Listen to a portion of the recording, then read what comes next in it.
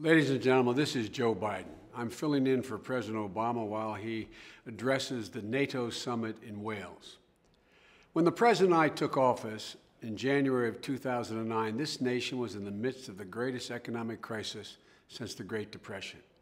Our economy had plummeted at a rate of 8% in a single quarter, part of the fastest economic decline any time in the last half century.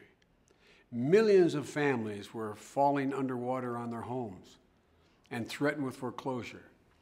The iconic automobile industry was under siege. But yesterday's jobs report was another reminder of how far we've come. We've had 54 straight months of job creation, and that's the longest streak of uninterrupted job growth in the United States history. We've gone from losing 9 million jobs during the financial crisis to creating 10 million jobs.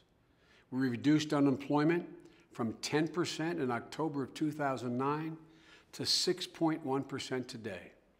And for the first time since the 1990s, American manufacturing is steadily adding jobs, over 700,000 since 2010.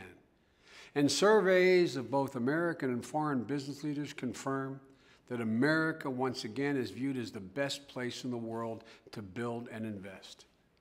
That's all good news. But an awful lot of middle-class Americans are still not feeling the effects of this recovery. Since the year 2000, gross domestic product, our GDP, has risen by 25%. And productivity in America is up by 30%. But middle-class wages during that same time period have gone up only 14 cents. Folks, it's long past time to cut the middle class back into the deal so they can benefit from the economic growth they helped create. Folks, there used to be a bargain in this country, supported by Democrats and Republicans, business and labor. The bargain was simple. If an employee contributed to the growth and profitability of the company, they got to share in the profits and the benefits as well. That's what built the middle class. It's time to restore the bargain, to deal the middle class back in. Because folks, when the middle class does well, everybody does well. The wealthy get wealthier and the poor have a way up. You know, the middle class is not a number, it's a value set. It means being able to own your own home, raise your children in a safe neighborhood, send them to a school where if they do well, they can qualify to go to college. And if they get accepted, you'll be able to find a way to be able to send them to college. And in the meantime, if your parents need help, being able to take care of them. And hope to put aside enough money that your children will not have to take care of you. That's the American dream.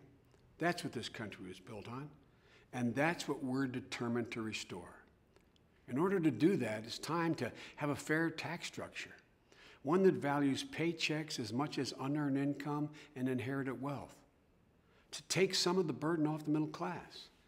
It's time to close tax loopholes so we can reduce the deficit and invest in rebuilding America, our bridges, our ports, our highways, rails, providing good jobs.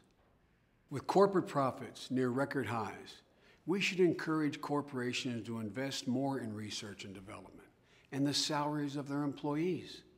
It's time for us to invest in educational opportunity to guarantee that we have the most highly skilled workforce in the world.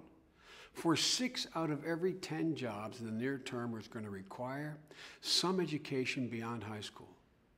Folks, it's long past due to increase the minimum wage.